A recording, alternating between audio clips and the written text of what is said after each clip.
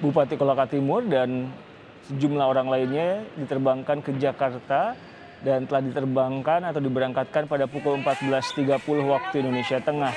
Pemeriksaan terhadap Bupati Kolaka Timur dan nama lain yang ikut terjaring operasi tangkap tangan atau OTT akan menentukan status hukum. KPK menyatakan akan memberi penjelasan lebih rinci soal OTT ini setelah memeriksa mereka di Jakarta.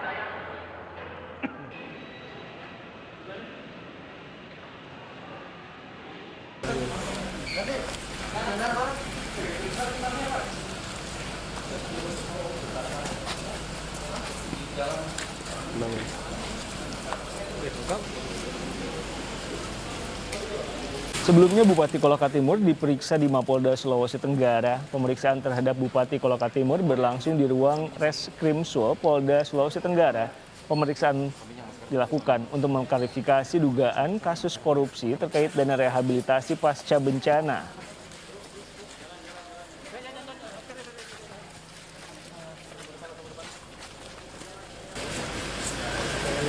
KPK mengatakan bahwa benar yang diperiksa adalah Bupati Kolaka Timur beserta 5 orang stafnya. Jadi yang diamankan 5 orang lainnya itu kan harus pejabat juga atau bagaimana? bukan.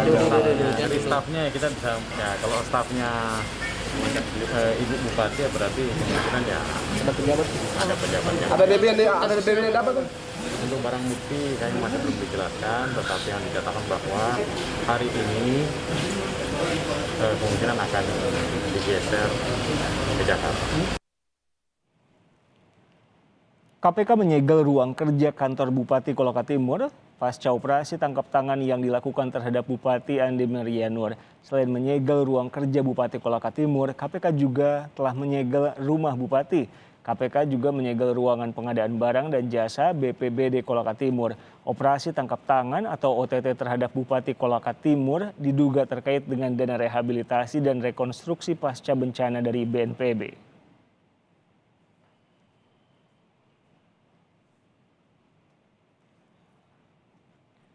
Saat ditangkap KPK, Bupati Kolaka Timur Andi Marianur baru menjabat selama 3 bulan. Ia dilantik pada 14 Juni 2021 oleh Gubernur Sulawesi Tenggara.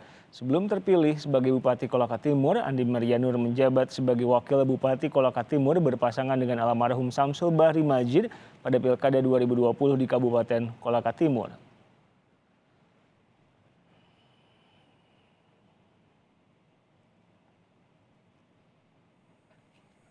KPK membenarkan penangkapan terhadap Bupati Kolaka Timur pada Selasa malam. PLT Jubir KPK Ali Fikri menjelaskan pada Selasa malam sekitar pukul 8 tim KPK menangkap beberapa pihak dalam kegiatan tangkap tangan terkait dugaan tindak pidana korupsi di wilayah Kabupaten Kolaka Timur, Sulawesi Tenggara.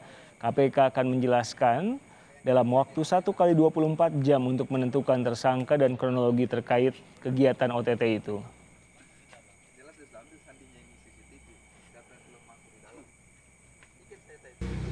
Benar, berdasarkan informasi yang kami terima tadi malam sekitar jam 8 tim KPK berhasil mengamankan beberapa pihak yang diduga sedang melakukan tindak pidana korupsi di wilayah Kabupaten Kolaka Timur, Provinsi Sulawesi Tenggara. Saat ini para pihak dimaksud masih dalam pemeriksaan oleh tim KPK.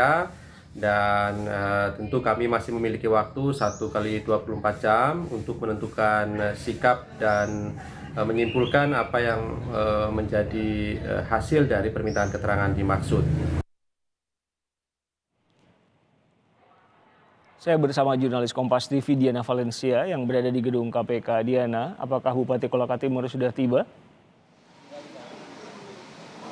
Belum tiba, Riko. Rencananya rombongan penyidik KPK dan juga Bupati Kolaka Timur Andi Marianur bersama kelima orang lainnya yang ditangkap ataupun diamankan dalam operasi tangkap tangan KPK beberapa waktu lalu akan tiba di Jakarta sekitar pukul 5 atau setengah 6 sore. Sehingga kalau diprediksikan dengan waktu dan perjalanan menuju ke Gedung Merah Putih KPK mungkin akan tiba di Gedung Merah Putih KPK sekitar pukul 6 ataupun setengah 7 malam. Sehingga memang hingga saat ini kondisinya saya bersama teman-teman media lainnya ini masih menanti kedatangan dari rombongan penyidik KPK dan juga Bupati Kolaka Timur Andi Marianur. Kemudian perlu diketahui juga memang hingga saat ini yang pasti mereka ini sedang dalam perjalanan dari Kendari menuju ke Jakarta. Tadi informasi terakhir yang kami terima diberangkatkan dengan menggunakan Batik Air sekitar pukul 15.45 waktu Indonesia Tengah. Sehingga memang diprediksikan nantinya akan tiba di Bandara Soekarno-Hatta pada pukul 5 sore nanti.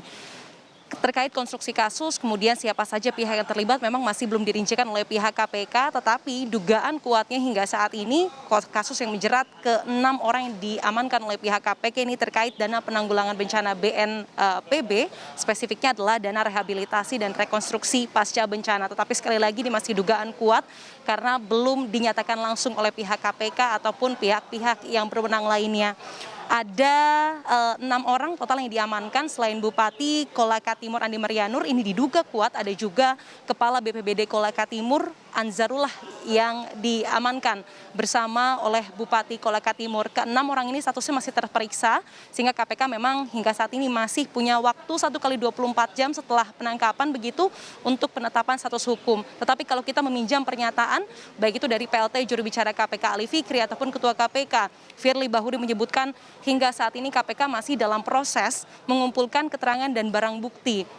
Entah itu dokumen ataupun uang mungkin yang diamankan ini masih dalam proses pengumpulan untuk bisa memperjelas peristiwa pidana dan juga penetapan status hukum dari ke-6 orang yang diamankan. Apakah memang statusnya hanya sebagai saksi atau ditingkatkan statusnya sebagai tersangka.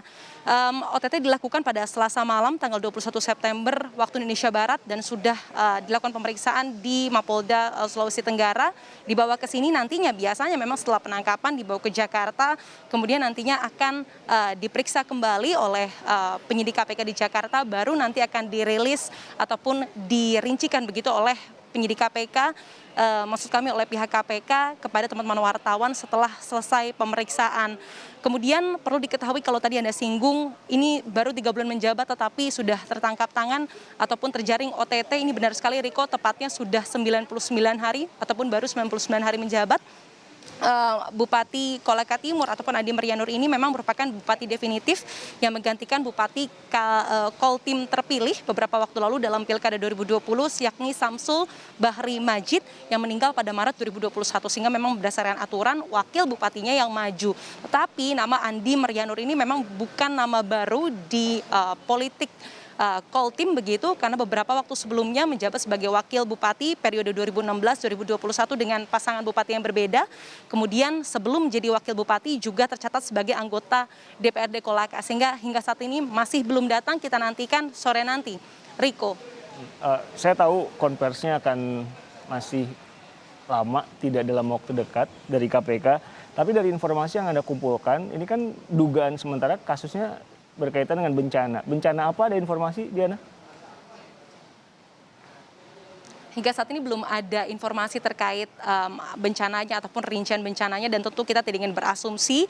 Tetapi memang ada beberapa informasi yang hingga tadi masih kami coba konfirmasi bahwa beberapa hari sebelumnya ini ada kucuran dana dari BNPB Pusat begitu kepada BPBD Kolaka Timur terkait penanganan bencana, entah itu COVID-19, ini masih kami coba konfirmasi, tetapi sekali lagi terkait dana rehabilitasi dan rekonstruksi pasca bencana, Riko. Pas TV Diana Valencia langsung dari gedung KPK Jakarta.